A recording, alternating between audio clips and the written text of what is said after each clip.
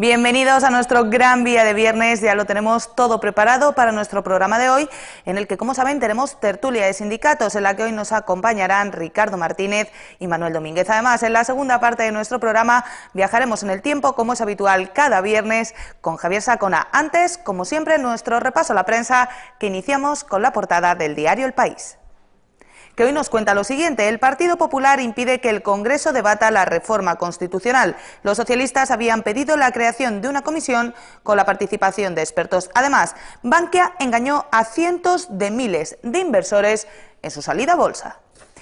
Este asunto, el asunto de Bankia, es también el que lleva el diario El Mundo en su portada. La vemos. Ahí lo tienen. Rato puede ir 6 años a prisión por mentir al accionista de Bankia. Además, el asunto del que ya les hablábamos ayer a última hora en la tertulia. La universidad suspende a Íñigo Errejón y expedienta al profesor, dice El Mundo, que le enchufó. Y después de la prensa nacional, iniciamos el repaso a la prensa local, como siempre, con la portada del Faro de Ceuta. En su primera nos cuenta que ha tenido que ser evacuado a Cádiz una persona tras ser atropellada en la Almadraba por un vehículo, y además el 80% de los docentes se cree discriminado por el Ministerio. Y del Faro de Ceuta pasamos a la portada del Pueblo. Ahí la están viendo, mismo titular: cerca del 80% de los docentes de Ceuta se siente discriminado. Además, Ceuta premia a Lali Orozco con el María Deheza 2014 por ser fiel guardiana de la tradición ceutí. Y para terminar, vamos con la portada del diario digital Ceuta al Día.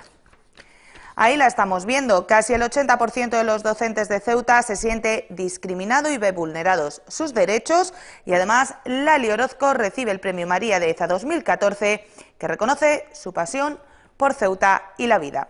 Pues bien, estos son algunos de los asuntos de esta jornada de viernes. Enseguida pasamos a analizarlos en nuestra tertulia, no se lo pierdan.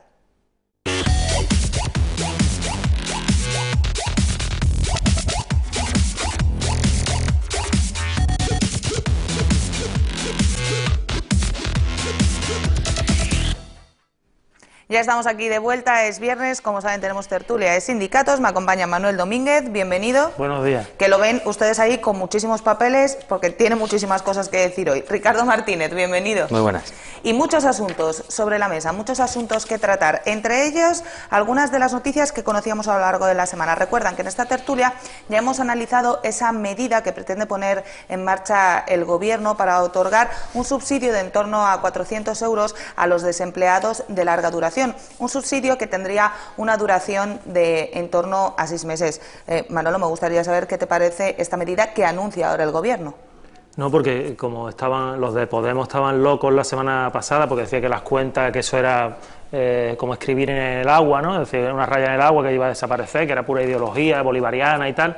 Ahora resulta que porque electoralmente el año 2015 está a la vuelta de la esquina, parece ser que le han dicho al Ministerio de Hacienda: mira, cuadra esto para que haya una aportación de una renta básica para los 6 primeros meses del 2015 y con la posibilidad de prorrogarse a lo largo del año.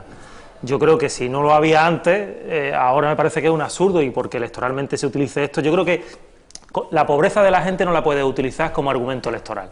Eso yo creo que es la clave de todo esto. No se puede jugar con el pan de la gente porque electoralmente te convenga en un momento muy determinado y ajustes las cuentas de los presupuestos generales del Estado. Esto me parece una poca vergüenza y una tomadura de pelo a la dignidad humana. Ya no es a la razón, sino es a la dignidad humana, porque tú no puedes repartir limosna.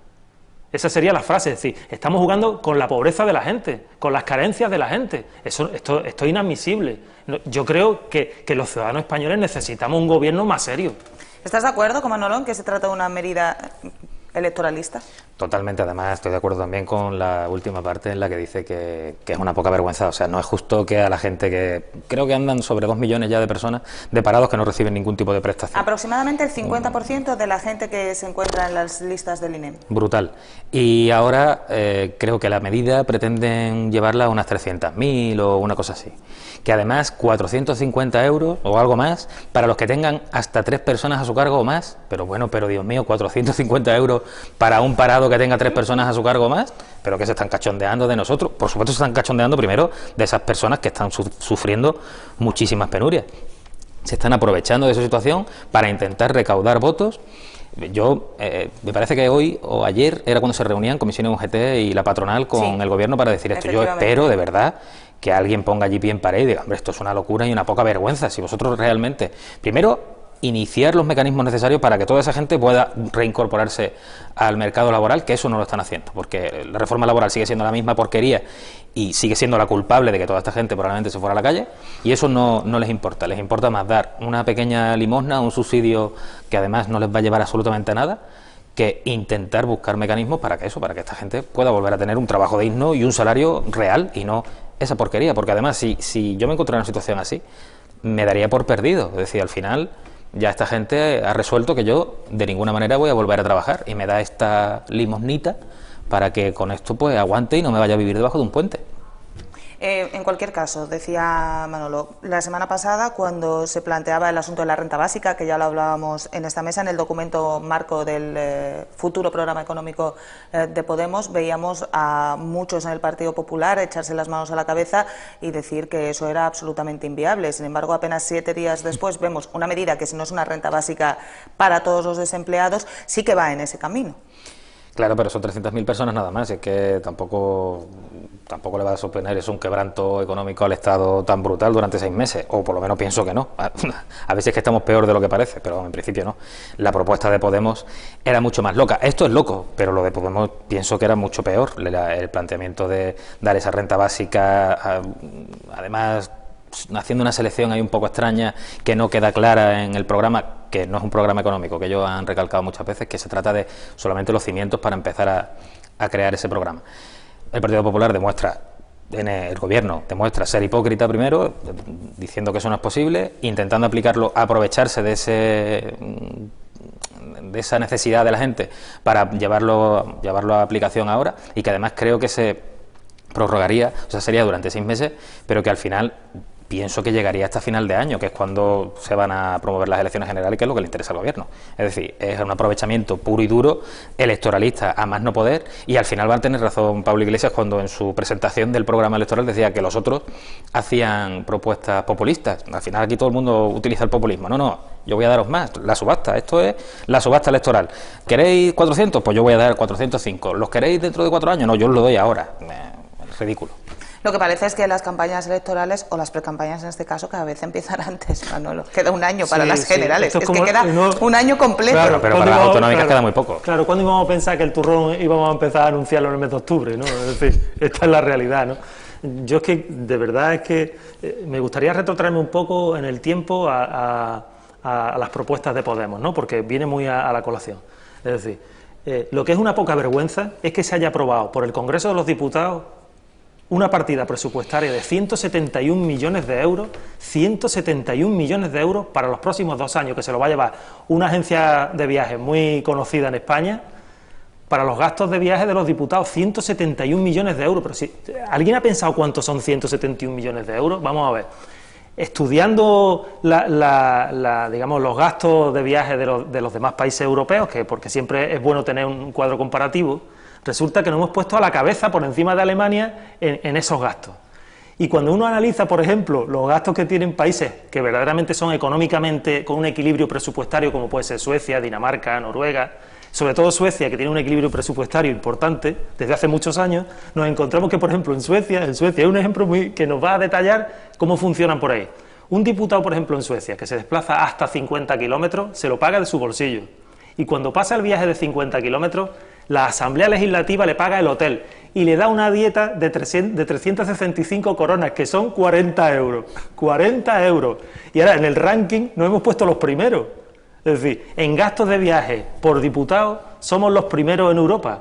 Por eso te quiero decir que aquí tiene que venir alguien ya definitivamente con un lápiz y una goma y diga: hay que quitar de aquí, hay que quitar de aquí. Y estoy seguro que las cuentas, para todas aquellas personas que necesitan realmente sobrevivir, hay dinero. En fin, vamos con otro asunto fuera de esta cuestión de los 400 euros, que suponemos se aprobará en próximas semanas, pero es que es la noticia del día en la jornada de hoy, todo lo que tiene que ver con Bankia. Ya saben que ayer ya el Banco de España, los peritos han emitido una serie de informes y el diario El País nos cuenta que Bankia engañó a cientos de miles de inversores en su salida a bolsa, y el diario El Mundo dice que Rato puede ir 6 años a prisión por mentir al accionista de Bankia. Los peritos le acusan de inflar el valor del banco en su salida a bolsa en julio de 2011. En fin, no nos cansamos de hablar de Bankia. Bueno, en realidad sí nos cansamos, pero no podemos parar de hablar de Bankia porque cada día descubrimos algo nuevo. Al escándalo de las tarjetas Black se suma ahora esto, que cuando Bankia salió a bolsa, pues su valor no era realmente el que decían. Qué poca vergüenza. Además, el ministro de Economía de este país, además el presidente del Fondo Monetario Internacional, en esta historia metido. Es verdad que cuando salió Bankia, que lo anunciaron con bombo y platillo y estaba allí dándole a la campanita y tal, hubo mucha fluctuación y era raro, ¿no? O sea, es verdad que lo veías y decías, si Bankia de repente ha subido mucho, de repente ha bajado mucho, ¿qué ha pasado? Sí, acaba de salir a bolsa. Pues claro que era todo mentira, que estaba todo maquillado. Incluso hablan de que accionistas pudieron invertir teledirigidos por la propia Bankia. Es la corruptela, es un escándalo a nivel, o sea, es un escándalo bursátil nacional como no hemos tenido. O sea, ni GES Cartera, ni Fórum Filatélico, ni leche. Esta gente son unos estafadores brutales. Y al final volvemos otra vez a lo que decíamos, ¿no? Muchísima gente que habrá ahorrado, que tendrá su dinero, que lo quiso depositar en la confianza de todos estos señores, y ahora ¿qué hacemos? Ahora los han estafado. Ahora a ver quién paga esto, porque los rescatadores de Bankia hemos sido todos los españoles. ¿Qué vamos a hacer todos los españoles? Los que rescatemos a todos los accionistas, que pobrecitos pusieron su confianza en toda esta gentuza. Es que es bárbaro. Además también hubo intencionalidad, que eso va a ir también al hilo del procedimiento que tienen abierto por lo de las tarjetas, porque ya hubo intencionalidad de ocultar que esas tarjetas existían cuando se salió a bolsa, ¿no? En todos los informes. Y ahora Rato, esta mañana, le ha echado la culpa al Banco de España, con 2 cojones. Perdóname la expresión, en este horario. pero es que, hombre, me parece brutal, es que es horrible. Ricardo, te leo algo de lo que ha dicho Rato sobre Bankia. No hubo intención ni posibilidad de engañar. Hablamos de los accionistas. No estamos hablando de una situación en la que unos señores compran acciones, la empresa va mal, tienen pérdidas, bueno, pues es a lo que uno se arriesga cuando compra acciones. No, estamos hablando de que unos señores compran acciones cuando se supone que el valor de la empresa es 1, y años después, en 2014, descubrimos que es que ese valor no tenía nada que ver con la realidad, Manolo. Sí, pues digamos lo que digamos, y podemos dar muchísimos datos, podemos dar muchas explicaciones al respecto de todo esto. Pues mira, esto va a pasar como los ERE de Andalucía. La jueza Alaya está haciendo una instrucción ejemplar de cómo se lleva un procedimiento, el desarrollo de ese procedimiento. La instrucción magnífica. ¿Pero qué va a ocurrir? Pues como hay un cuarto, como hace muchos años se plasmó en el Boletín Oficial del Estado la posibilidad del cuarto supuesto para ingresar en la carrera judicial, léase fiscales y jueces. Cuando esto llegue a las instancias superiores, donde realmente el político pone al magistrado de turno o al fiscal de turno, todo esto va a quedar en agua de borraja, si lo estamos viendo todos los días. Todo esto terminará siendo una prescripción del delito, o esto se perderá en el tiempo, porque realmente llevamos 40 años aproximadamente de democracia. ¿Conocéis realmente que por delitos monetarios haya ingresado en prisión algún político, sinceramente? Pero lo cierto, Manolo, es que en algunas cosas este país está cambiando, y yo no sé cómo asumiría la sociedad española que se demostrara todo esto y que al final Rato no acabara en prisión, como dice El Mundo que puede suceder. Eso es lo que quieren que tú creas. Eso es lo que quieren y pretenden los grandes medios de comunicación que tú creas, que se está haciendo una limpieza, que se está limpiando el sistema democrático, pero hay una corrupción desde la raíz. Es decir, vamos a ver, cuando se habló en el periodo de la transición, de ruptura o transición, el gran problema es que cuando hablamos, por ejemplo, del IBEX, ¿el IBEX qué es? ¿Qué es el IBEX? El IBEX son las empresas que se crearon en el franquismo, apoyado por el Ministerio, en aquella época el Ministerio de Industria, que es el que ponía el dinero, que no era un empresario el que hacía. Endesa no es de un empresario, es de todos los españoles. Las hidroeléctricas son de todos los españoles. CAMSA, acordáis de CAMSA, es de todos los españoles. Es decir, ese IBEX que viene del franquismo realmente también lleva a un coadyuvante político.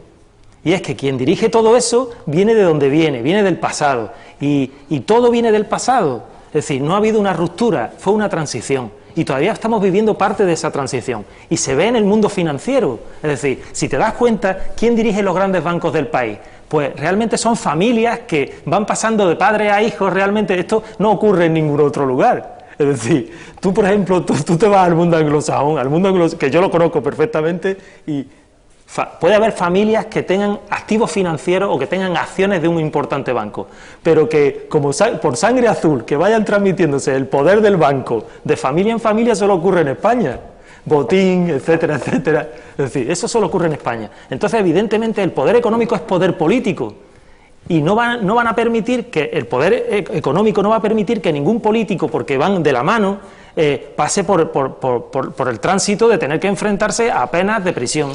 Pero por lo visto no fue Rato el único, porque el diario El Mundo va más allá y nos cuenta que tampoco las cuentas que hizo Goyri Golzarri expresaban la imagen fiel de la entidad. Pues es que van uno detrás de otro, pero van uno detrás de otro por lo que dice Manolo, porque aquí todo el mundo confabula para sacar tajada o para encubrir el anterior, porque hay también un corporativismo injustificable por parte de unos y de otros, pero yo sí creo que está cambiando la cosa, ¿eh? Yo sí estoy de acuerdo con Laura en que el personal, o sea, es que aquí hay un mecanismo muy importante que es la justicia, que hasta ahora daba la sensación de que estaba ahí un poco apagado y que la política lo tenía un poco cohibido y que no les permitía. Yo pienso que jueces, fiscales, todos estos también están hartos de que se les pongan trabas a su trabajo, de que por parte del que hace las leyes se hagan trampas también, y ellos ahora están arremetiendo con toda la dureza y con toda la fuerza y con toda la potencia que le permite la ley, hasta donde pueden. Después, claro, se demuestra que desgraciadamente hay algunos jueces que sufren el acoso y derribo de parte de los políticos y los quitan de los puestos y tal, pero en mi opinión, dentro de esa unidad que hay entre el político y el poder financiero, hay un eslabón que es el funcionario, que no va a permitir que todo esto esté pasando, y es el que al final está destapando, es la Guardia Civil, es la Fiscalía, que depende del gobierno, y son los jueces los que están dándole tralla a toda esta gente, y ahora los dos peritos estos. Es que cuando le ha echado la culpa a Rodrigo Rato al Banco de España, es que yo creo que Rodrigo Rato se va a alucinar. El Banco de España se le va a echar encima con toda la fuerza y todo el poder que pueda, porque, hombre, tú nos vas a echar la culpa a nosotros. Es verdad que nosotros somos, o sea, se supone que el Banco de España es el garante de que todas estas cosas no pasen. Si se le ha engañado, se ha engañado también al Banco de España, no puede ser corresponsable de esta estafa monumental. Entonces yo pienso que más palos quieran darle a los empleados públicos más palos le van a dar a los políticos. Sí, pero yo creo que el problema no está en los empleados públicos. Vamos a ver. ¿Tú crees que el presidente del Banco de España, que pone el gobierno de la nación, va a hacer algo al respecto? Si están los inspectores aburridos, si el 40% de los inspectores del Banco de España abandonaron el Banco de España cuando le comunican al Banco de España en estos años anteriores que realmente no había un control sobre lo que estaban haciendo las cajas de ahorro. El 40% de los inspectores del Banco de España ya informaron de esta situación, y a tenor de la no respuesta por parte del presidente del Banco de España, y os acordáis de Solves Banco de España, los inspectores se han ido a la privada. La asociación de inspectores que está fuera del Banco de España lo dice todos los días, que por más informes que hagan acerca de lo que ha ocurrido en la caja de ahorro, eso van a una papelera, porque el poder político ha llegado a todos los ámbitos de la ciudadanía. Yo no hablo del juez de primera instancia, yo hablo de las instancias superiores, aquellas donde el Consejo General del Poder Judicial, mira, os voy a dar un dato de esta mañana. El juez Ruz probablemente lo sustituyan de ese caso. Sí. Lo van a sustituir del caso cuando está en la fase de instrucción más importante. ¿Y qué supone sustituirlo? Pues que el caso Gürtel lo van a aplazar de momento por sustitución del juez 9 o 12 meses.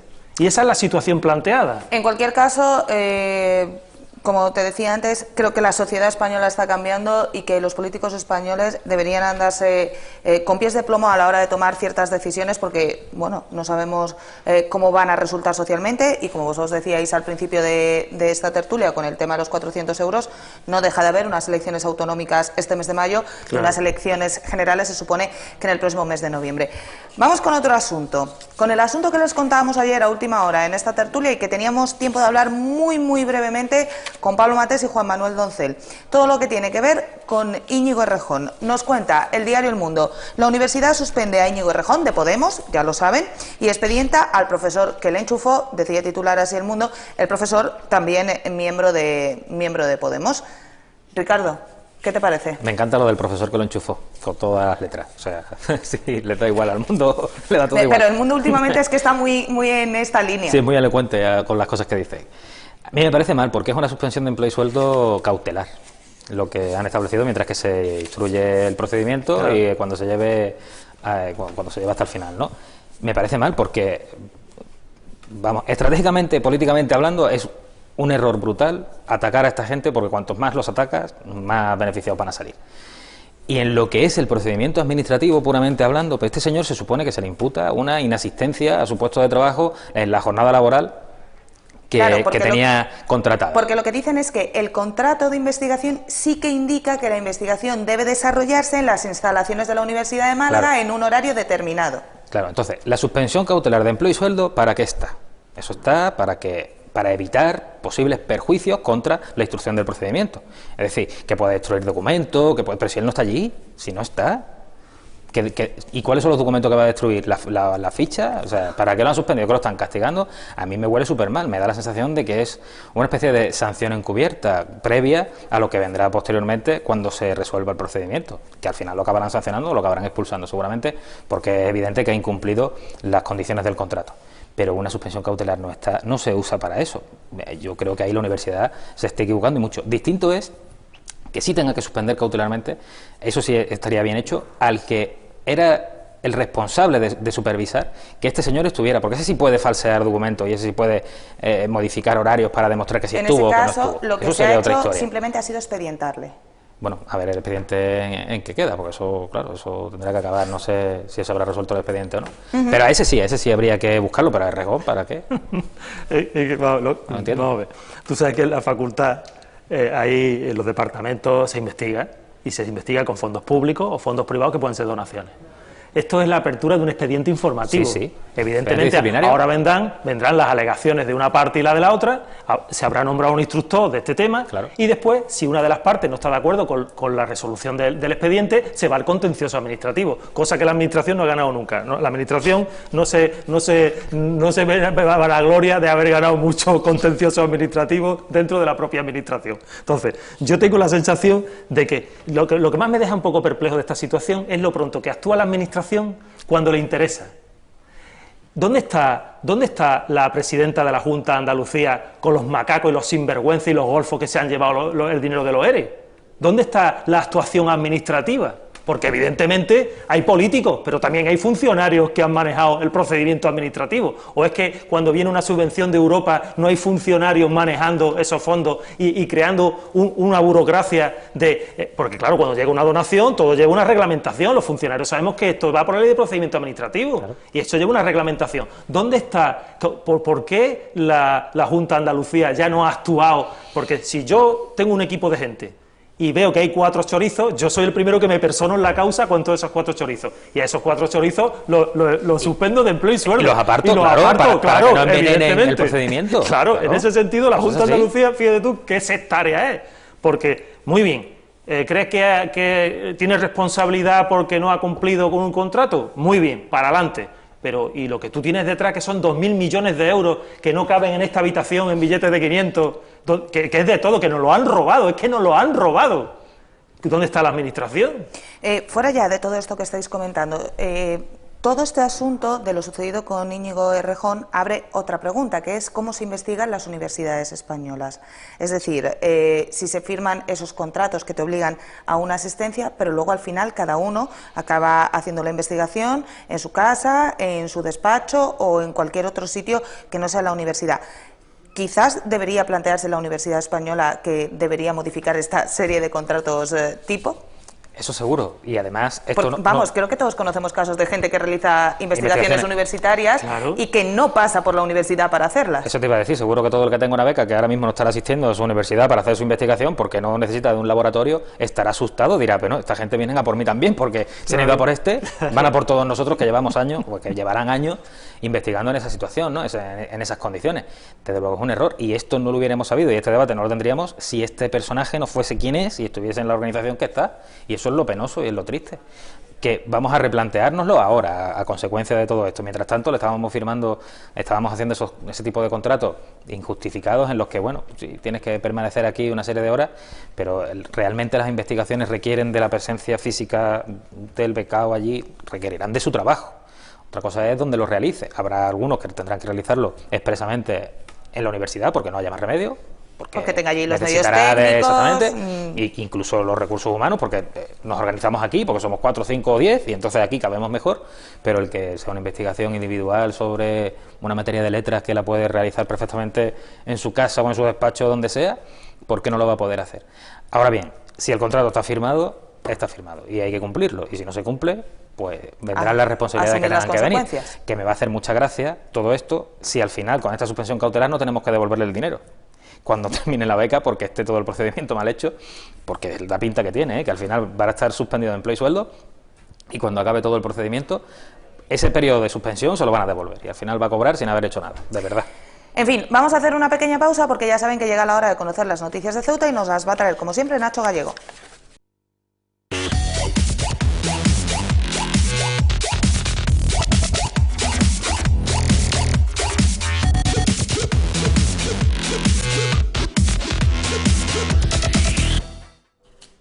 Pues ya estamos de vuelta, les presentamos a Nacho Gallego con las noticias de Ceuta. Nacho, ¿cómo va la mañana?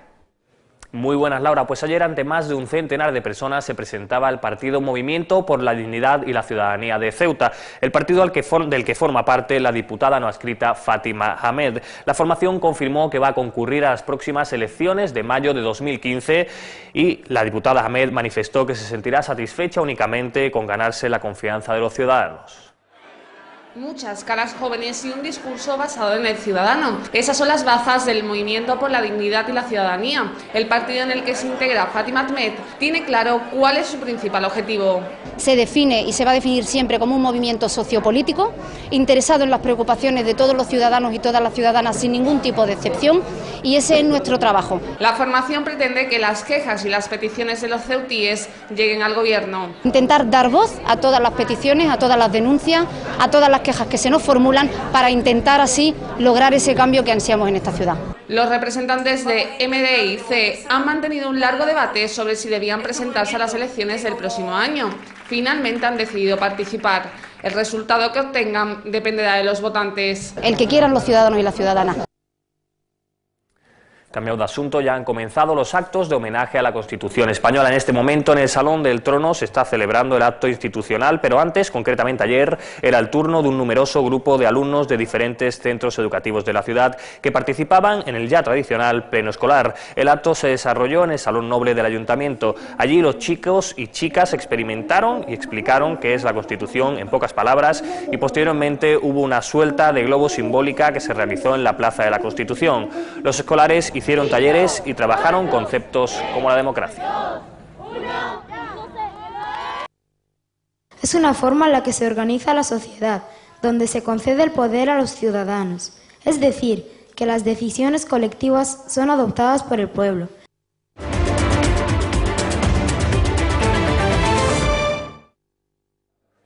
El grupo Olmata, una empresa con sede en Madrid, tiene la intención de presentar un proyecto al Ministerio de Educación, Cultura y Deporte para la externalización de las cocinas de los centros educativos en Ceuta, de las que se harían cargo. La empresa se ocupa de ofrecer servicios de hostelería a comedores de colegios, universidades, empresas y colectividades. Representantes de Olmata se han entrevistado con los directores de varios colegios locales y tienen la intención de establecer una sede en la ciudad. Tanto Izquierda Unida como la FAMPA se han mostrado en contra de una eventual externalización. Y ayer, 4 de diciembre, era el día en que la Junta de Personal Docente debía realizar elecciones para elegir a los nuevos miembros precisamente de esta Junta. Unos comicios que, como saben, no se llevaron a cabo ni en Ceuta ni en Melilla porque el Ministerio ha decidido suprimir esas juntas y crear una Junta General. Por ello, sus todavía miembros votaban en un acto simbólico como forma de protesta. El profesorado y los miembros de la Junta de Personal protestan a través de su voto por una decisión que consideran injusta y discriminatoria. Decir hoy, ya que no pueden elegir, pues al Ministerio que se sienten agraviados, que se sienten indignados, que están molestos, que nos sentimos discriminados y que se vulneran nuestros derechos. Una consulta que, aunque simbólica, ha tenido buena acogida por parte de la comunidad educativa. Que la consulta ha resultado un éxito absoluto, que la mayoría del profesorado de Ceuta ha acudido a votar. Aunque por el momento no hay respuesta del Ministerio de Educación. Esto se va a recomponer, pero lo único cierto, la única verdad es que los profesores de Ceuta y Melilla hoy no votan tampoco se sabe cuándo lo harán, ni siquiera si lo harán. Además de por un cambio legislativo, los miembros de la Junta de Personal creen que pueden existir otros motivos para que Ceuta no haya participado en estas elecciones. Porque no quieren que la Junta de Personal de Ceuta y Melilla, en concreto la de Ceuta, siga funcionando, porque saben que ha dado siempre muestra de ser una Junta de Personal muy combativa, muy reivindicativa, muy apoyada por el profesorado. El único resquicio de esperanza viene marcado por un pacto sindical para no elegir a los nuevos miembros de la Junta General, que reunirá a representantes de todos los sectores públicos. Hay un acuerdo sindical de no convocar esas elecciones hasta en tanto en cuanto no se resuelva el tema de los docentes de Ceuta y Melilla. La fecha límite para formar la nueva Junta General es el próximo 18 de junio. Y en esta votación participó casi el 80% de los profesores de Ceuta, 916 personas. De esa cifra, más del 96% considera injusta la decisión del Ministerio de eliminar la Junta de Personal Docente y creen que la supresión precisamente de esta Junta vulnera los derechos del profesorado y supone una discriminación con respecto a los profesores del resto del país. Y vamos a cambiar de asunto porque ayer se entregaba también el premio María Deheza, un reconocimiento que este año ha ido a parar a María Eulalia Orozco. Ella era la elegida como mujer ceutí del año, un merecido reconocimiento a la creadora del traje regional de esta ciudad y a una mujer querida y admirada.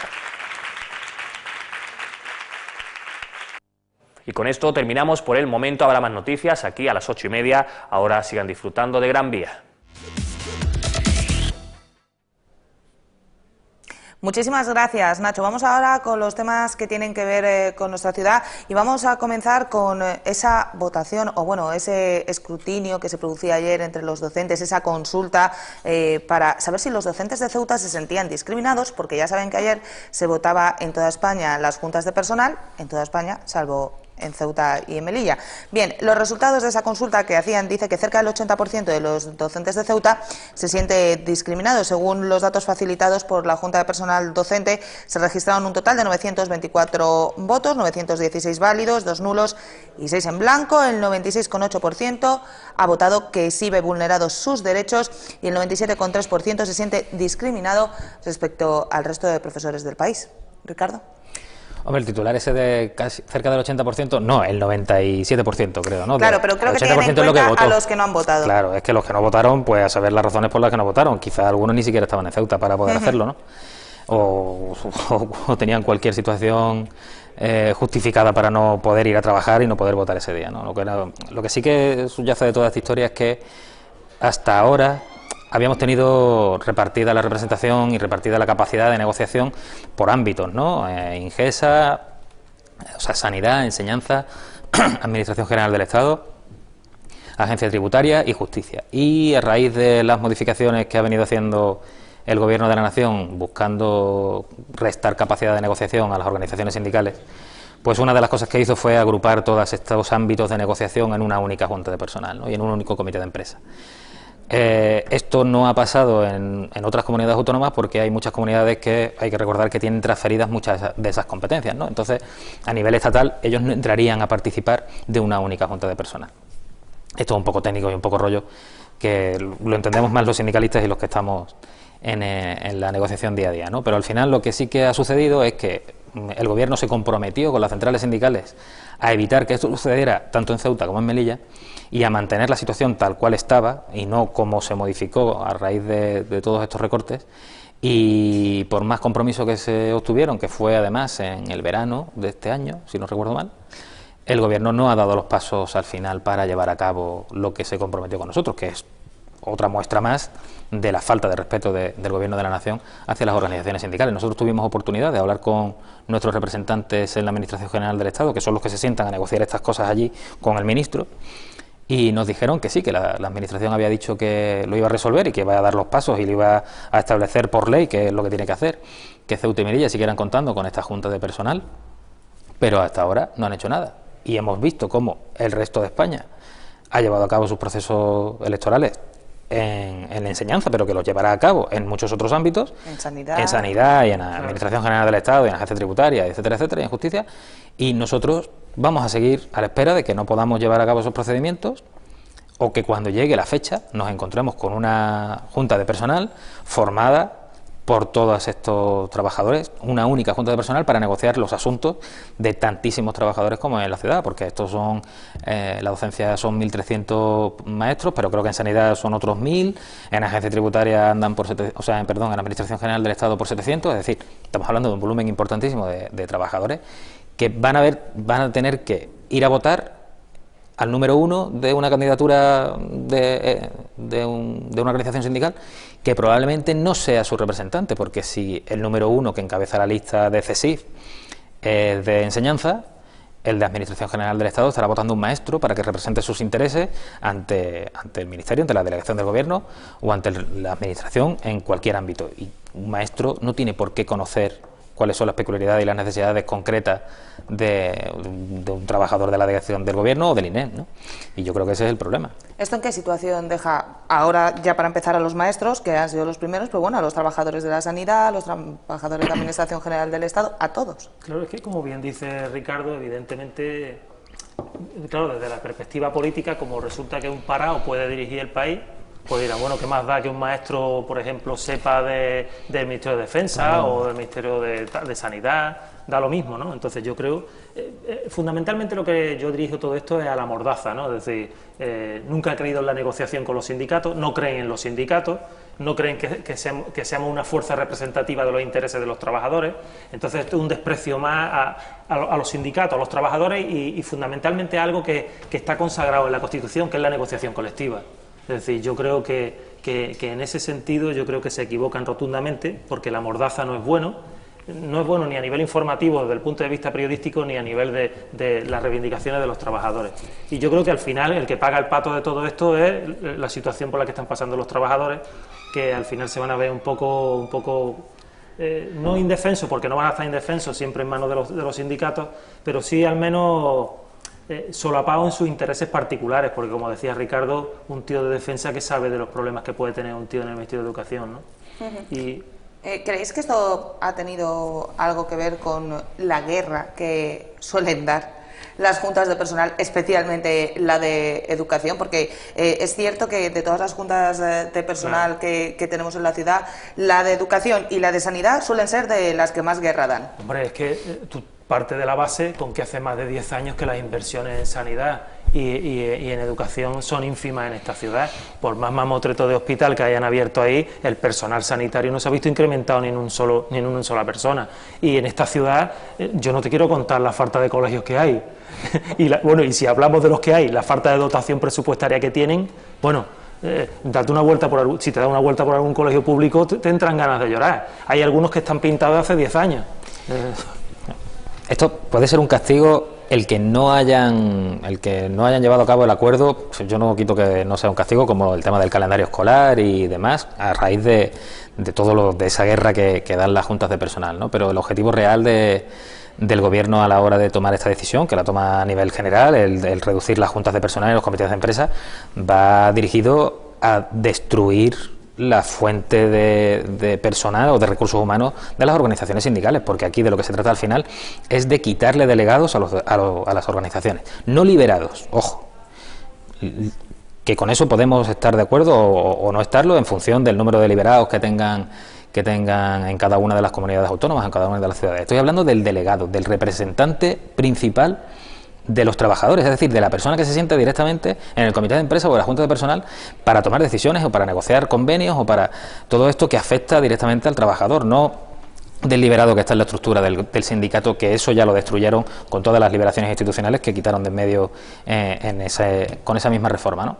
Entonces, deberíamos estar preocupados, pero no preocupados las organizaciones sindicales, deberíamos estar preocupados como trabajadores, porque si hemos reducido una junta de personal para llevar eso, pues 2.000, 3.000, 4.000, 5.000 personas, 5.000 trabajadores que tenían en cada uno de esos ámbitos sus propios problemas, y lo hemos reducido para tener a un único representante o a un comité de 17 o de 23 personas que sea el que dirija toda esa negociación, lo que están haciendo evidentemente es colocarse en una posición de muchísima mayor fuerza a la otra parte. Es decir, el Gobierno se coloca con mucho más poder y dice, no, ahora la negociación la llevo yo, la organizo yo. Si no la organizaba ya lo suficientemente antes, porque al final el gobierno siempre tiene la última palabra, ahora con muchos más recursos, con mucho más personal, porque al final es un equilibrio de fuerzas. Las organizaciones sindicales, en la negociación, esto es una guerra dialéctica y una guerra de propuestas, pero no quita que sea eso, un enfrentamiento. Y el gobierno tiene muchos más recursos y nos está quitando recursos a las organizaciones sindicales, que somos los que nos enfrentamos con ellos. Así que... En fin, este es uno de los asuntos de la jornada. El otro, como cada viernes, porque ya es tradición, bueno, como cada viernes y prácticamente como cada día que tenemos tertulia aquí en Gran Vía, es el que tiene que ver con la frontera. ¿Por qué? Porque, entre otras cosas, la empresa de seguridad que trabajaba en los polígonos del Tarajal ha dejado de hacerlo porque dice que los empresarios no le pagan. Si ya teníamos problemas en el entorno de la frontera, en todo lo que tiene que ver con los polígonos, esta semana además hemos visto cómo ha habido incluso un tiroteo en los polígonos del Tarajal. Bueno, pues la empresa de seguridad ha dicho, a mí aquí no se me paga, no sigo trabajando. Sí, esto es, yo tengo la sensación como ciudadano que vivimos un poco de desgobierno, llevamos 20 días como de desgobierno, ¿no? Es decir, esta situación se tiene que haber retomado de la más alta instancia de la ciudad definitivamente y abordar seriamente con propuestas que nos convenza de que esto hay que arreglarlo definitivamente. Yo tengo no sé si tenéis vosotros esa apreciación, tengo la sensación de que hay como después de las imágenes que vimos últimamente que nos recordaban a Beirut, ¿no? Pues tengo la sensación de que hay como una balsa de aceite en este momento como si no sucediera nada, ¿no? Y yo creo que desde la delegación del gobierno en este sentido, yo creo que hay que tomar las riendas del asunto y realmente reunir a las personas que hay que reunir y enfrentarse a este problema definitivamente, porque hoy es un tiro, mañana qué es lo que podemos esperar, ¿no? Es decir, solucionar definitivamente este problema. Sobre todo en una fecha en la que estamos, donde en el aspecto comercial a esta ciudad nos interesa mucho la reactivación económica, ¿no? Por muchos motivos que nos vamos a plantear ahora aquí, ¿no? Pero todos sabemos que eso es un pulmón importante económico de la ciudad por la recaudación de IPSI y que los ciudadanos de Marruecos en estas fechas acuden de forma masiva a esta ciudad. Entonces yo creo que la imagen que exportamos con este tipo de noticias es como si te dicen que si queréis hacer una compra a Afganistán, desde mi punto de vista. ¿Usted quería hacer unas compras a Afganistán por Reyes? Pues esa es la sensación que tenemos, porque imagínate la repercusión que eso puede tener a nivel internacional en los periódicos, ¿no? Tiroteo, porque tú sabes cómo funcionan los medios de comunicación, ¿no? Por intereses particulares, ¿no? Porque el comerciante que está en Rabat no quiere que los ciudadanos de Rabat vengan a comprar a Ceuta, quiere que su dinero se lo dejen en Rabat. Entonces, evidentemente, hay unos intereses creados y dirán, uy, no vayas a Ceuta, que aquello es como Afganistán, ¿no? Es decir, esa es la imagen que estamos exportando y a mí, como ciudadano de Ceuta, me preocupa. Ricardo. Yo creo que sí están haciendo algo. Ha dicho el gobierno que quería abrir el paso de Benzú para resolver los problemas allí. Pero eso también ha generado su propia polémica. El Pleno de la Asamblea aprobaba una propuesta que instaba a estudiar la posibilidad de que se reabriera el paso de Benzú y que se permitiera el paso de mercancías por ese paso de Benzú para intentar, bueno, pues que no hubiera tanto jaleo en el Tarajal. Según aprobaba eso el Pleno de la Asamblea en la sesión ordinaria de hace apenas unos días, llegaba una nota de delegación del gobierno diciendo que era una irresponsabilidad y que desde luego no se planteaba por el momento. Además, con un enfado el delegado del gobierno, o por lo menos la nota, con una crispación absoluta. Hombre, el Pleno nada más que ha hecho una propuesta, tampoco ha dicho que vaya allí a plantarse nadie a abrir aquello. Me parece alucinante, de verdad. Esa guerra entre la delegación y la ciudad, cuando aquí lo que tenía que haber es un equipo, lo ha dicho Manolo. O sea, aquí lo que tenía es que sentarse y resolver los problemas fronterizos que tiene esta ciudad y ya dejarse de tonterías. ¿Cómo no se va a ir la empresa si no le están pagando? O sea, si una empresa, si a mí no me pagan, pues yo me marcho. Si es que aquello, el polígono del Tarajal es privado y al ser privado tendrá que sostener su seguridad ellos propiamente. Si no, pues que se cedan a las instituciones o que las instituciones intervengan, porque lo que tampoco pueden tener allí, por muy privado que sea, es una situación de vandalismo porque al final la seguridad ciudadana depende de la delegación de gobierno, ¿no? y de la ciudad. Entonces, hay una situación muy dura que están pasando en la frontera, en la que ya hemos visto heridos de bala y lo que nos espera, y nadie quiere tomar cartas en el asunto de verdad. Hablan mucho, se sientan en el pleno, dicen que a ver si abrimos Benzú y tal, que es una tontería y que además es una irresponsabilidad, sobre todo por intentar forzar una situación en la delegación de gobierno en lugar de sentarse con ellos y decirle, mira, esta es nuestra propuesta, ¿qué os parece? ¿Qué podemos hacer? ¿Qué no podemos hacer? Vamos a reunir a la Policía Nacional, vamos a reunir a la Guardia Civil, vamos a tomar cartas en el asunto como si fuéramos amigos y fuéramos aliados y tuviéramos un fin común, que es resolver esa situación. Son del mismo partido. Pues es que esa es la gracia, es que lo divertido es que unos intentan hacer una cosa en el pleno y los otros se enfadan muchísimo y les mandan una nota diciendo que eso no puede ser, que es una falta de respeto, una irresponsabilidad y que es una incoherencia. Bueno, también los otros tenían que habérselo ofrecido primero, ¿no? Haberse sentado y haber intentado con la delegación resolver ese problema, que es un problema de la ciudad, que es un problema que no terminan de... Y el abrir el paso fronterizo cuando se construya, creo que para el 2017, si es que termina construyéndose de verdad, no va a ser la solución, puede ser parte, pero al final la delincuencia va a seguir. Yo no hace mucho colgaba un vídeo del lugar en el que se veía durmiendo los porteadores. Sí, el día antes de las lluvias de torrenciales de la noche. Efectivamente, que se les veía apalancarse para buscar sitio para dormir en la calle, para dormir allí. Alguien me dijo que había algunas mafias que estaban incluso cobrando por pernoctar allí, por guardar las mercancías para el día siguiente. O sea, una cosa brutal que hay que acometer desde el punto de vista de la unidad y desde el punto de vista de la ciudad. Y no puede ser que la ciudad en la asamblea diga una cosa y ahora venga la delegación y tenga un enfrentamiento que no favorece a nadie. Y ya una última cosa, antes de irnos. Nos queda poco tiempo, pero es que yo no quiero dejar de preguntarles tanto a Manolo como a Ricardo. ¿Tenéis vosotros alguna foto con el pequeño Nicolás? No. Pues que sepáis que no sois nadie. No. Quien no tiene una foto en este país, yo tampoco la tengo y estoy un poco decepcionado con el asunto. Si no tienes una foto con el pequeño Nicolás en este país, no eres nadie. Todo esto viene al hilo de que poco a poco parecía que no lo conocía nadie a este muchacho, a Francisco Nicolás, pero vamos descubriendo que sí hay gente que lo conocía. Ya sabemos García Legaz, ya sabemos además que el presidente de la Confederación de Empresarios madrileña, pues bueno, pues había estado alguna vez en el chalet que tenía este muchacho. En fin, a ver si no va a ser tan mentira todo lo que contaba, Ricardo. Pero si yo ya es que además de este hombre me lo creo casi todo. Si es que este país ha demostrado que es capaz de esto y de muchísimo más. Si desgraciadamente tuvimos el GAL, que les dimos capacidad para ser un grupo terrorista a delincuentes. Entonces, si esto lo hemos hecho en España, ¿cómo no le vamos a dar a un chiquillo de 20 años, de 30 años o de 16 años la capacidad para negociar asuntos de Estado? Pero si es que España es así de ridícula. Somos un país de pandereta, al final es normal que no nos tomen en serio en ninguna parte. Ahora este chico va a empezar a sacar WhatsApp, correos electrónicos, mensajes directos, llamadas telefónicas de todo el mundo. De hecho, te leo el titular del Mundo porque lo hemos hablado, los titulares del Mundo siempre nos dan para mucho. Dice, espionaje, negocios y tomates, los WhatsApps entre Legaz y Nicolás. Claro, es que somos capaces de todo, en este país somos capaces de todo, yo me lo creo ya todo. Manolo.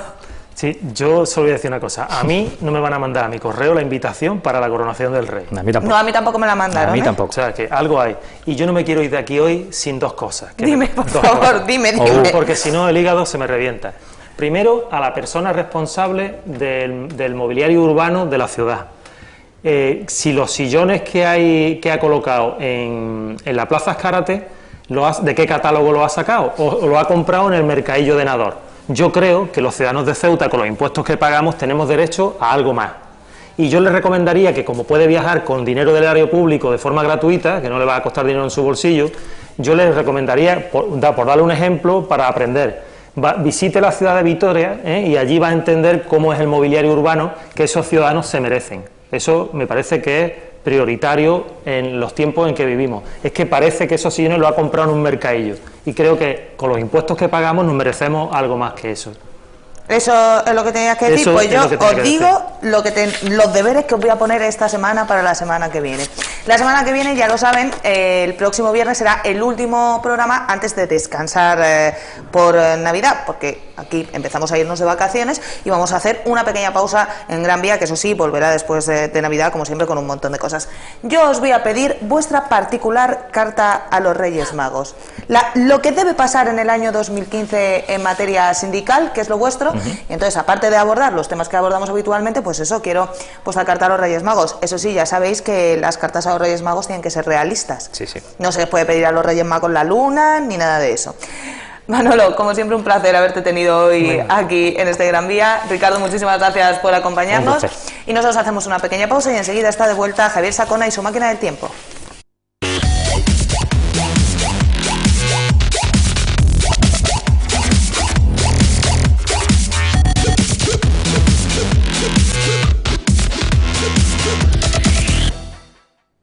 Pues ya estamos aquí de nuevo, es viernes, me acompaña como siempre Javier Sacona, bienvenido. Bien hallada, ¿dispuesta a viajar en el tiempo? Hombre, como cada semana. ¿Verdad?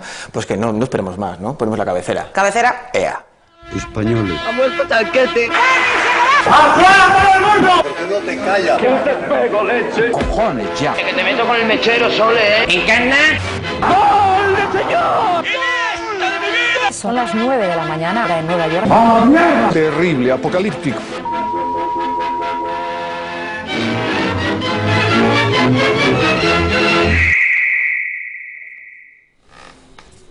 ¿Y a dónde me llevas ahora de viaje? Pues vamos a viajar al país más bonito del mundo, y no es el país de nunca jamás, es el país del humor. ¿Se acuerdan que la semana pasada, y si no se acuerdan, ya se lo recuerdo yo, acabamos con Emilio Aragón, con aquel ni en vivo ni en directo, y pensé, humoristas. ¿Cuántos humoristas han pasado por la televisión y nos han hecho la vida un poco mejor? Y Pues sí. he decidido, iba a hacerlo por tiempos, o sea, por años, por programas, y dice, no, voy a coger a los que yo creo. Hay discusión, ustedes piensen lo que quieran, pero que como el que hace el programa soy yo, pues yo he escogido a los que para mí, en mi opinión, son los 5 humoristas más influyentes que han pasado por la televisión. Habrá tiempo de hablar de otros humoristas. Arévalo le he dejado fuera porque no lo considera muy influyente. Y he dicho, aunque vamos, para muchos pueda serlo. Pero para mí no. Entonces, por cierto, no es un ranking, son los 5. Los 5 ocupan la primera plaza del podio. No queremos poner a unos por encima de los otros, más que nada porque Paulina me ha dicho que si ponía a unos por encima de otros me iba a pegar. He dicho, Bueno, y Paulina me puede. No vamos a generar una discusión por esto. Pues no. Los 5, todos en el mismo podium, y vamos a empezar por los que para mí, en mi opinión, son los mejores. Son únicos e inclasificables, y si no se acuerdan de Luis Sánchez Polac y de José Luis Coll, iban a llamarse Typical Spanish.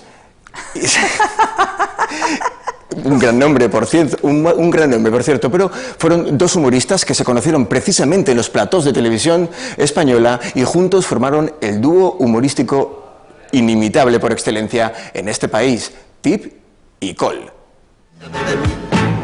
Dame la mamita, bebé Luis. Esto... ¡Ay! ¿Qué le iba a decir? Pues resulta que yo soy el novio de su hija. ¿Ah, sí? ¿Cuál de ellos? El formal. Ah, ¿es usted formal? Sí. Mire. Ah, sí. Sí, es usted formal, sí. ¿Y está muy enamorado? Pues sí, mucho. ¿De quién? De Bruna, de su hija, de Bruna. ¡Ah, Brunita! Ya sé quién dice, hombre, la célebre Brunita. Ya me acuerdo de ella, mi hija, sí, señor. Parece que la estoy viendo. Bueno, ¿y a qué se dedica? A coser, a bordar, a hacer punto, a hacer la manicura. No me diga que se dedica usted a eso, pollo. No, yo no, Bruna, no. Yo soy fabricante de oasis para desiertos. ¿Qué oasis? ¿No se llamará usted por ventura Aristóteles? ¿Aristóteles Oasis? No, ese debe ser otro, no. Yo soy paraguayo. Y vengo a pedir la mano de su hija para hacerla feliz. ¿Para qué? Paraguayo. Ah. Bien. Paso vacío, vertical, aventura segura y jarra con lo. En la jarra. Habrá de estar en un plano superior al vaso. Ah, ¿eso muy? Ya que por cualquier circunstancia ajena nosotros vamos a conseguir en este momento, porque tampoco hay que explicar la cosa que tengo que decir, pues en ese caso yo una cosa tan sencillísima, llega un momento en que pedía venderlo todo por 1 kilo. Sí, que yo pedí una pieza de Jardín de Matanta, no San Juan de la Paz, y papi, yo mole, claro que la niña, no me tengo que descubrir que esa cosa que van aquí, que confía aquí los melé también, todo. No, tomás, poquila, dame.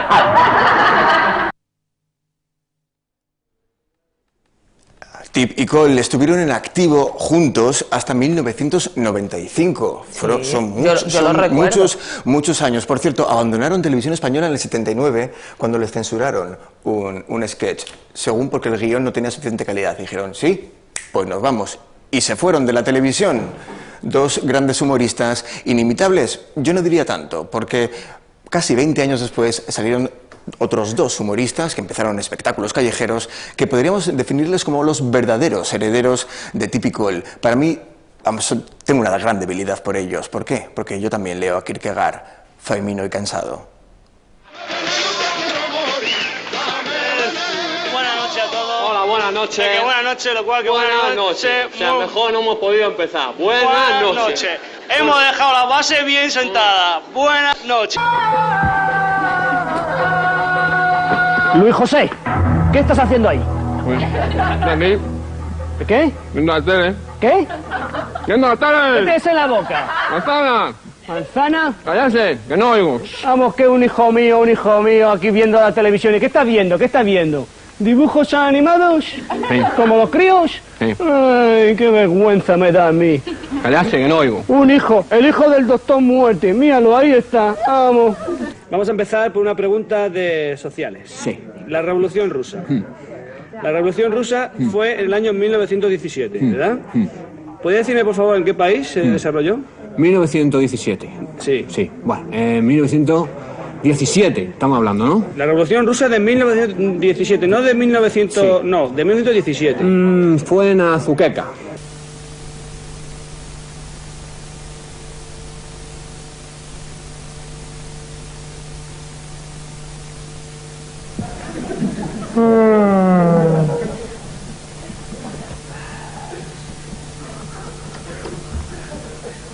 ¿Cuánto tiempo llevaremos aquí?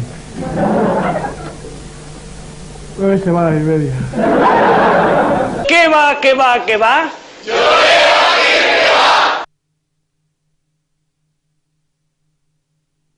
Que va, yo leo a Kierkegaard, ese era el grito de guerra. Yo creo que por eso, como hacían chistes sobre filósofos, dijeron, tiene que ser humor inteligente. Claro. Tiene que ser humor inteligente. Estos para mí son, por cierto, es un modelo de humorista que casi ha desaparecido. Sí.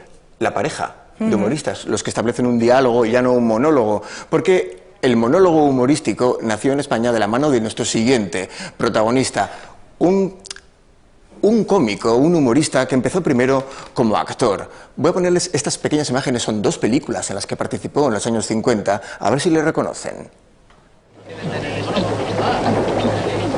Corte. Usted tranquilo. ¿Lo ve? ¡Alas de oro! ¡Otra vez! Don Ernesto, ¿se puede? No me distraigas. Don Ernesto, que ahora va en serio. Clara me quiere, yo también, pero como soy pobre, déjala en paz.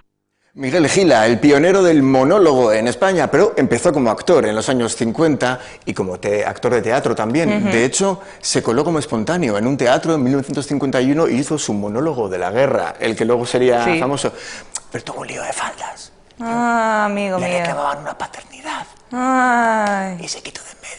Y estuvo muchos años... Desaparecido en combate, nunca mejor dicho. Desde el 68 hasta el 85 en Argentina, donde fundó también una revista, porque comenzó como ilustrador, como humorista gráfico en La Codorniz o en Hermano Lobo, y en el 85 volvió a España. ¿Y qué hizo? Lo que mejor sabía hacer, el monólogo humorístico. Vamos a ver aquí unos pequeños flashes de sus mejores monólogos. Con permiso de ustedes voy a hacer una llamada importante porque tenemos un follón con la guerra que no nos aclaramos. Por favor, ¿me puede dar el número del teléfono erótico? Cualquiera, el más erótico que haya. Sí. Sí, gracias.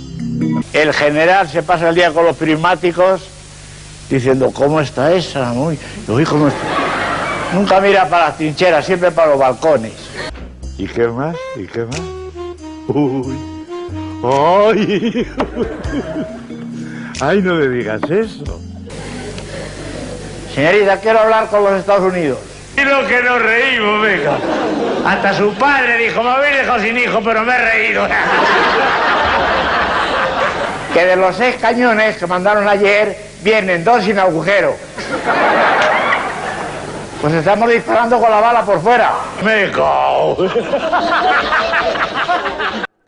Qué grande era Gila. Sí. Realmente, ahora que está lleno de stand-up comedy, como dicen los americanos, de monologuistas, el club de la comedia, para lo que quieran, este hombre ya lo hacía en los años 50, o sea que George Carlin en Estados Unidos, que fue uno de los primeros, empezó en los 60, pero Miguel Gila ya estaba en los años 50 haciendo monólogos de humor. Es que a veces olvidamos lo bueno que tenemos en casa y miramos demasiado a ultramar.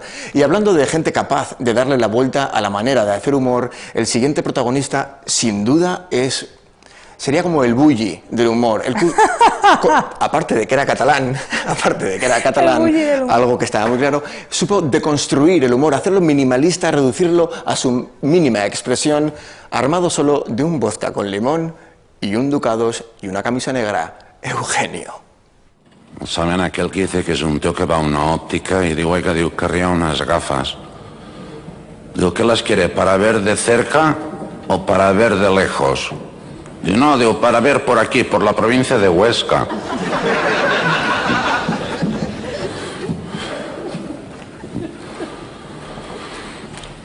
Dice que es un señor de 80 años que va al médico.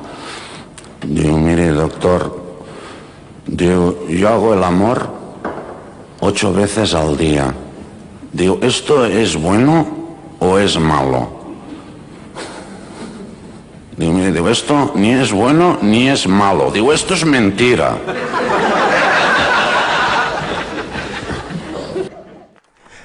Eugenio, ¿saben aquel que diu? Es esas frases que se han quedado en el inconsciente, el subconsciente popular, y que están ahí como, ¿para qué? Paraguayo. Sí.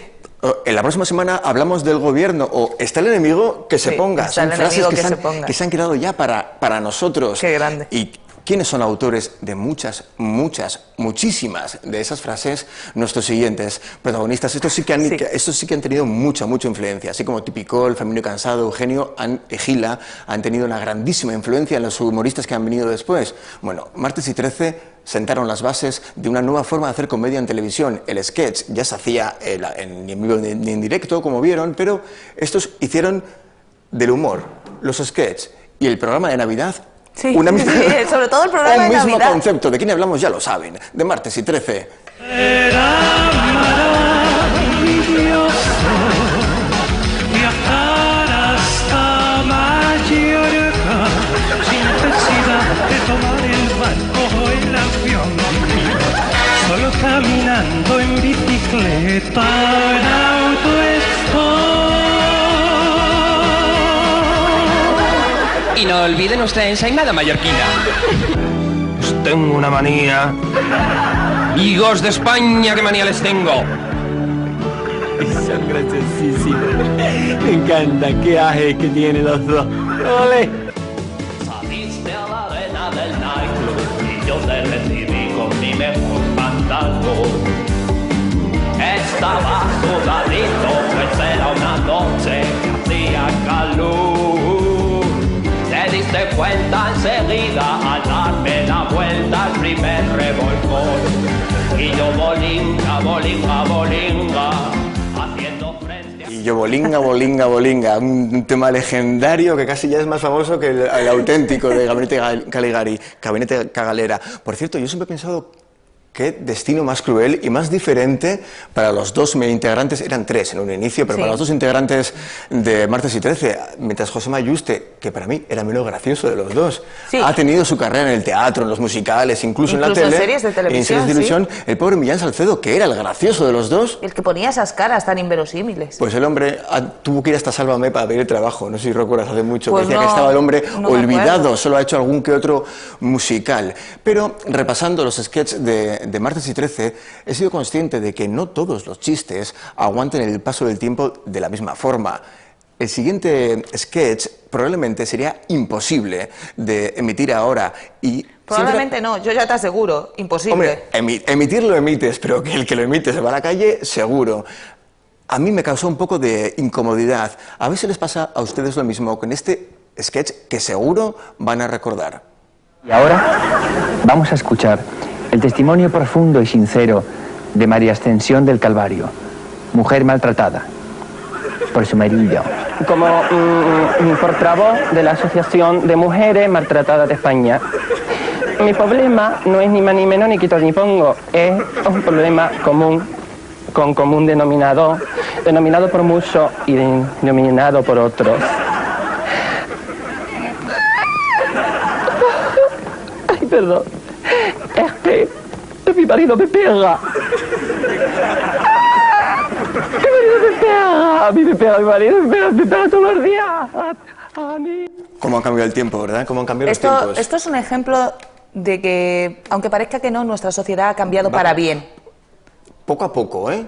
Porque ya no se hacen chistes, pero se sigue pegando a las mujeres. Sí, pero ya no hay la permisividad, esa tolerancia. El hacer este tipo de chistes está fuera absolutamente imposible, ¿verdad? De cualquier conciencia. Bueno, así también hay muchas cosas que han cambiado. Hay canciones, por ejemplo, Loquillo, La maté porque era mía, Por ejemplo. Sí. Eso ya no sería posible hacerlo. Tiene razón. Digamos que algo hemos evolucionado. Nuestra moral ha cambiado un poquito, aunque no siempre la que pongamos en práctica. Pero algo ha cambiado. Bueno, y si hablamos de humoristas influyentes, hay algunos, como Eugenio, que abren una senda detrás de la cual no puede caminar nadie más, porque estarías imitando a Eugenio. Nuestro siguiente protagonista, el último, que lo he metido porque si no, mi colega Quique de Barbate me diría que me mata, otro que tal. A mí, sinceramente, confieso, no me hace demasiada gracia. Yo es que lo recuerdo de cuando era pequeña y cuando era pequeña sí me hacía mucha gracia. Pero ya no, ¿verdad? Ahora ya no tanta. Hablamos de Gregorio Sánchez Fernández. Sí, claro, por ese nombre no lo conoce nadie. Que es del barrio de la Calzada. Sí, del barrio de la Calzada. Por ahí de Málaga. ya estamos empezando a dar pistas. Bueno, amigos, ¿quieren ver a Gregorio Sánchez, el malagueño este de la Calzada? ¿Que de quién estoy hablando? Sí, lo saben de sobra. Ahí va. Está la cosa muy mal, hija. Bueno, este hombre blanco de la padera, este hombre que tenía la oreja como un ropero abierto, que se tiró 15 días en México. Guadalajara. Y pues este hombre fue físicamente, moralmente, hasta luego, Lucas, no pido, uy, qué arte. Y fue a México a comprar unas plantas tropicales y entonces a los 15 o 20 días dice, no he llamado a mi señora, que yo le digo menos que la gata del Vaticano. Ese pista de hombre malo. No llamo a la casa cómo está mi señora y el bambino mío. Este niño que tenía más maldad que un camello con un fremón en la oreja. El niño más malo del mundo, un radiador. Y así llamamos, María, soy yo. ¿Te das cuenta, Chile? Te voy a partir los puntos vaginales. Eso hematomas sexuales, hija de pobre. ¿Qué quiere? ¿Cómo está? ¿Cuándo viene? Mañana voy para España. Dice que quiere hablar el niño contigo. Y con el niño, papá, estoy loco por verte. Papá, ¿me va a llevar circo, papá? Dice, no, el que quiera verte, que venga a la casa. El niño más feo del mundo con la gripa, yo conozco mucha gente que ha disfrutado y sigue disfrutando mucho con Chiquito. Es más, seguro que alguno cuando lo vea hoy está disfrutando. Y a que conoce gente que sigue diciendo ¡Aján de Mor! Sí, claro. ¡El cobarde de la pradera! Que hizo películas, Hizo películas, exactamente, el Conde Mor. Sin ir más lejos. Y yo admiro dos cosas. No sé si 700 balas también. Yo admiro dos 800 cosas. balas. No, 800 balas es de las de la iglesia. Ah, vale. Yo admiro dos cosas de Chiquito de la Calzada, de nuestro amigo Gregorio. Una, la capacidad para hacer esas comparaciones, como tiene unas orejas que parecen un armario ropero abierto. Esas comparaciones que son realmente graciosas. Y la capacidad para hacer de un chiste que dura 15 segundos, hacerlo durante 15 minutos en un escenario. Pero yo creo que eso es un arte más gaditano, más andaluz. Yo te voy a decir una cosa. El problema que tenía yo con Chiquito es que cuando llegaba al final del chiste no me podía reír porque no me acordaba del principio. Sí. O sea, es que ahora digo, cuando llevaba ya 1 minuto y medio del chiste, digo, pero ¿de qué estaba hablando? Ya no me acuerdo bien. Y pensar que este hombre empezó como bailador y como cantador flamenco en Japón. ¿Qué pensarían los japoneses cuando vean salir a este hombre de las patillas? En fin. Por cierto, ¿tú con cuál te quedas? ¿Típico el familiar cansado, Gila, Eugenio, martes y 13 y Chiquito?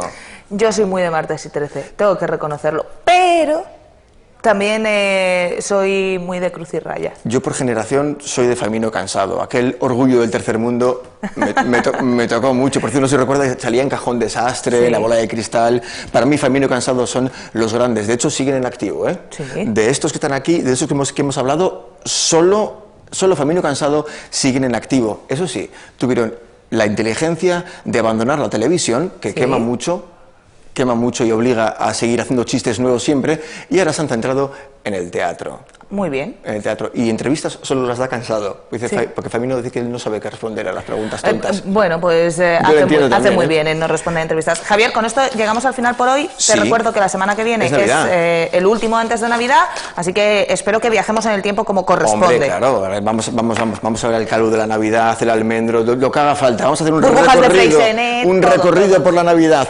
televisiva, amigos. Javier, muchísimas gracias, como cada viernes. Nosotros nos vamos ya y les recordamos que la semana que viene no volvemos el lunes, es fiesta, estamos con todos ustedes el martes. No se lo pierdan. Adiós.